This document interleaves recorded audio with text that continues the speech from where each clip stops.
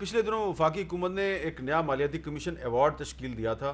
اس میں ایک جو ممبر بلوچستان سے نامزد کیے گئے تھے جاوید جبار صاحب, انہوں نے استعفیٰ دے دیا ہے. لیکن اس کے بعد ایک مسلم لیگ نون کی طرف سے ایک جو درخواست بھی دائر کی گئی ہے عدالت میں. تو اب کچھ اس پہ تھوڑی سی آپ بات کرنا پسند کریں گے کہ اگر ایک کمیشن بن گیا تو اس پہ آپ کو کیا اعتراض ہے؟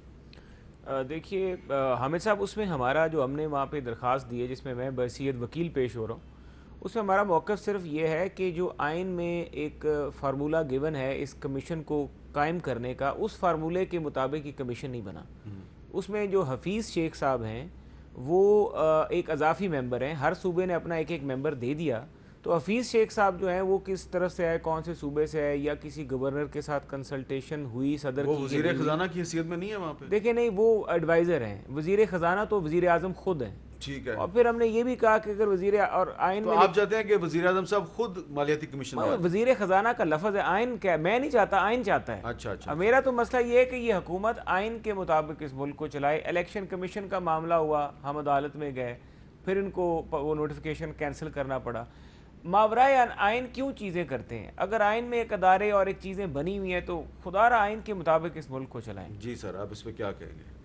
کاش مجھے لگتا ہے بیرسٹر رانجھا صاحب میاں صاحب کی حکومت میں کہیں چاند یا مریخ پہ تھے کیونکہ میاں صاحب خود بھی بہت سی منسٹریوں کے خود فیڈرل منسٹر تھے. یہ ایک ٹرینڈ ہے کہ آپ ایڈوائزر لے کے اس کو فل منسٹر کا چارج دے دیتے ہیں اور وہ ادارے کو چلاتا ہے اس کی قابلیت کے مطابق. لیکن اگر آئین پاکستان کی ڈیمانڈ یہ ہے کہ آپ کا ایک elected member of parliament federal minister ہو, تو وہ تو پھر جو بھی آئین کی اور جو عدالت جس بھی عدالت کے سامنے آپ گئے ہیں وہاں سے جو فیصلہ ہوگا پرائم منسٹر صاحب اور گورنمنٹ اس کو آنر کرے گی.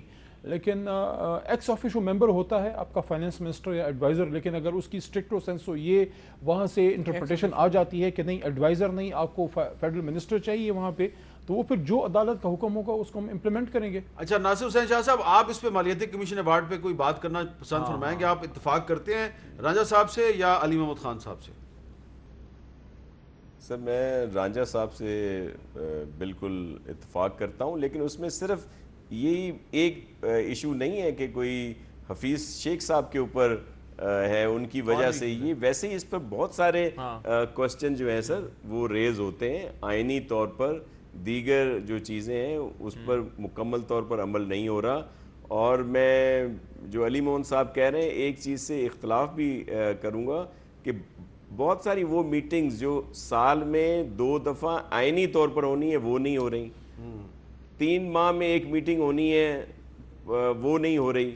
تو اسی طرح اس پر بھی ہمیں سخت اعتراض ہیں جو اس میں کیا جا رہا ہے. اس مالیاتی کمیشن میں ہمارے تحفظات بھی ہیں اور چیف منسٹر صاحب نے ان کا اظہار بھی کیا ہے اور ایک لیٹر بھی لکھا ہے.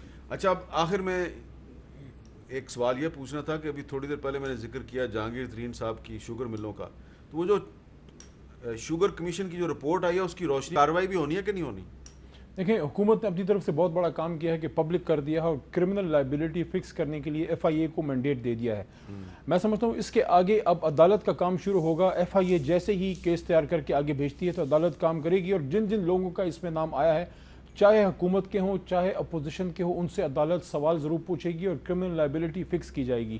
میرے خیال میں ہوگا, کیوں نہیں ہوگا. اچھا, اب آپ سے میرا سوال یہ ہے کہ وہ جو بیرسٹر شہزاد صاحب ہیں, انہوں نے شہزاد اکبر صاحب نے پریس کانفرنس کی اور اس میں انہوں نے کہا کہ جو سلمان شہباز صاحب ہیں انہوں نے شاہد حقان عباسی صاحب جو ہیں ان کو کنونس کیا اور ان کے کنونس کرنے پہ انہوں نے اربوں روپے کی سبسڈی دے دی.